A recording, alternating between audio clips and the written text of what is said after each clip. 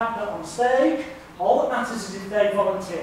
One volunteer is worth 100 pressed men. Yeah. So one who does something willingly, who especially because it's framed as they're going to be the star of the show, everyone will be talking to them afterwards, they'll be the centre of attention, they'll feel good, and therefore that makes them feel worthwhile. And they can blame it all on the fact that I didn't know I was going to make an idiot of myself. No, I didn't know I was doing that. I was made to do it by the hypnotist. Perfect excuse. In therapy, you're giving them the perfect excuse for permission to change. So, it doesn't matter.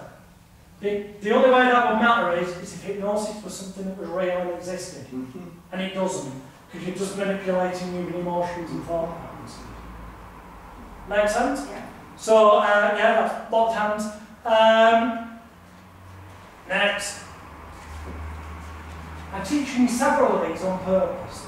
There is a confession before we have the afternoon break.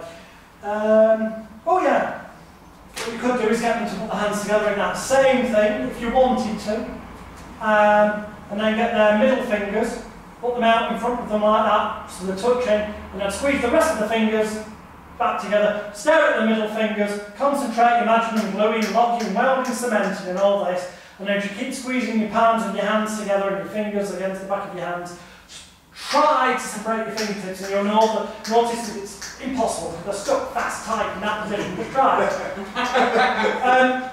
And you can't. The reason is because in that position, if you keep those palms together and those fingers against the back of the hands, it's making it impossible to separate the fingertips. But we frame it as though it's happened because of suggestion, and it can be part of that process that makes it more.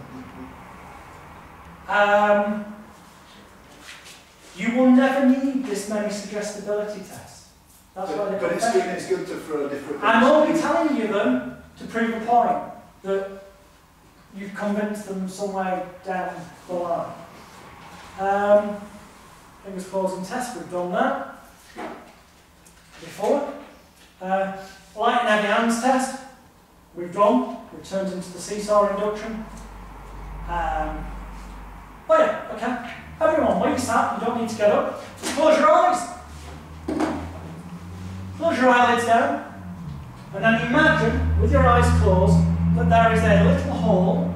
And just to make life easy for you, I'll tap you on the top of the head. Imagine there's a little hole and it's kind of at the top of your forehead. Between your eyes, but at the top of your forehead. Imagining there's a little hole. Doesn't hurt you, doesn't bother you, it doesn't worry you, it doesn't concern you. It's almost as if there's a little hole at that point. And it's almost as if you can imagine that little hole is letting in a bright white light. Like a beam of sun shining down through that little hole. Staring up with your eyeballs to that little hole in your head up towards the sky. And as you do, I'm going to count from 3 to 1, and on the count of 1, if you concentrate, as I'm sure you will, we'll find out on the count of 1, using your powers of intelligence, imagination and concentration effectively, that it will become impossible to open your eyes, when and only when I ask you to try. But also knowing that you're safe, calm and secure, and that when I clap my hands, you will be able to open them, okay? So, on 3, imagining, using your powers of mind so effectively, it's almost as if your eyes are being glued together with the world's strongest superglue. And on 2, with every breath you take, every noise you hear, every word I say, and every thought you think, it's almost as if you can imagine right now that the head engineer inside your mind has flicked that switch, or pressed that button, or pulled that lever that turns off all the little muscle groups around your eyelids. So they've got no power and no energy. So they can remain closed with ease. And on 1, just prove, make sure that you've turned off the correct switch or button or pulled the correct lever to remove all power from your eyelids. And when you know you've done that correctly, just prove to yourself, and as you keep staring at the little white bright light in the centre of your head, when you know you've done it correctly, just prove to yourself and try and open your eyes, and as you do, you'll just feel your eyelids fluttering a bit as you try to, and as you prove to yourself that you've locked your eyes together properly, correctly, using your powers of mind effectively. Prove to yourself you've done that correctly. And the very moment I clap my hand, you'll find that your eyes do open right now. Open your eyes, that's it. Open your eyes, open your eyes. kind of what I would have expected, about 80 to 90% of the group unable to open their eyes until clap hands, and guessing the other people that did, because it took you a few seconds, just went, yeah, I could if I wanted and did. Would that be a fair guess? Yeah. Because by now you should be starting to realise you could if you wanted. Because that's why they're tricks. But as long as you keep staring up at that point, in a nutshell, which if you do need one-to-one, you can even take it further and go, imagine this eyeball looking up here and this one looking up here so you can feel it. If somebody looks at this point with their eyeballs upwards, it essentially is impossible to open their eyelids, because if they did, they'd look like some kind of weird zombie with their eyeballs open, right? There's certain people with genetic disorders that can do it, but mass populace can. Terrifying. I've seen it happen. I've gone, trying to open your eye, and I've seen them do it. It's like, what the? Well, you've got to not react that way. So it doesn't happen very often. Generally speaking, they can't.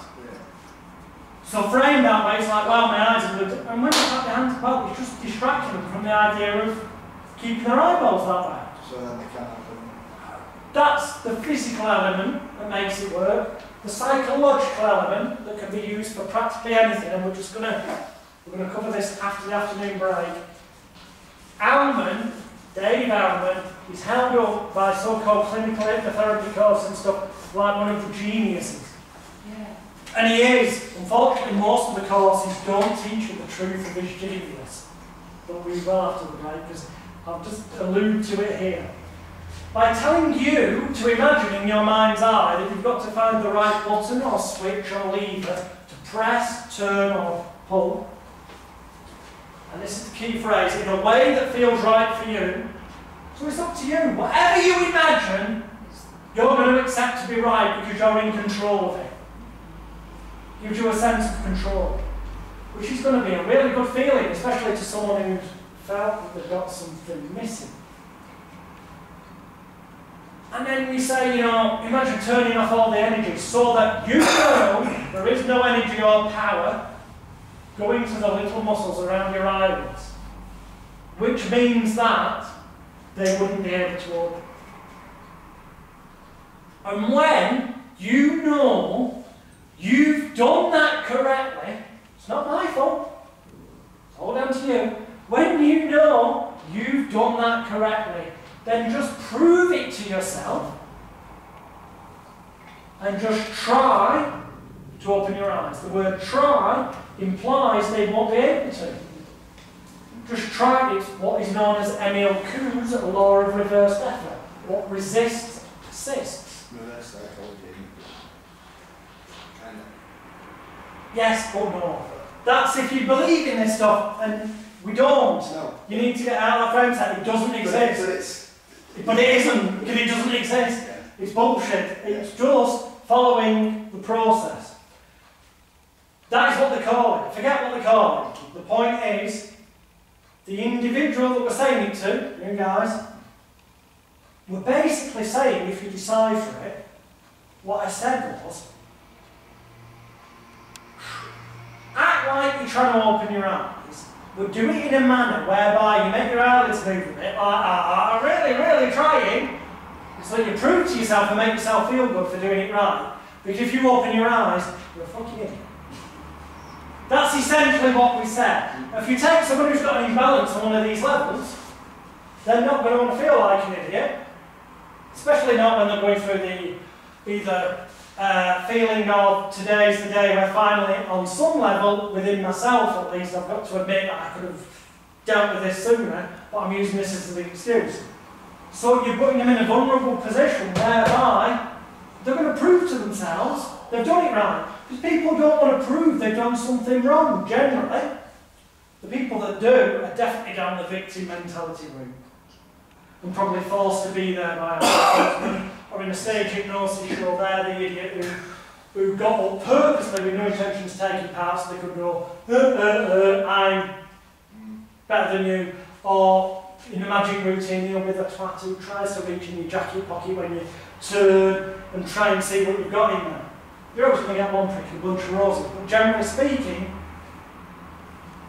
when you say to somebody, prove to yourself you've done it right, you're giving them the opportunity to feel good, to feel a sense of achievement, to feel they've done it right. So the vast majority of the time, especially when it's tied in with a feeling of physically hard, because if they're looking up here, you tend to calm, it will amplify it, so they come to believe it more.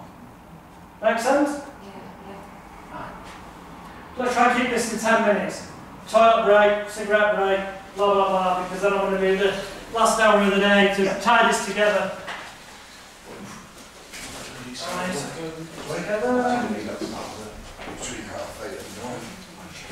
Dimensional 10's done it. Yep.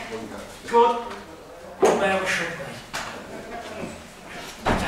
Running is just towards the road.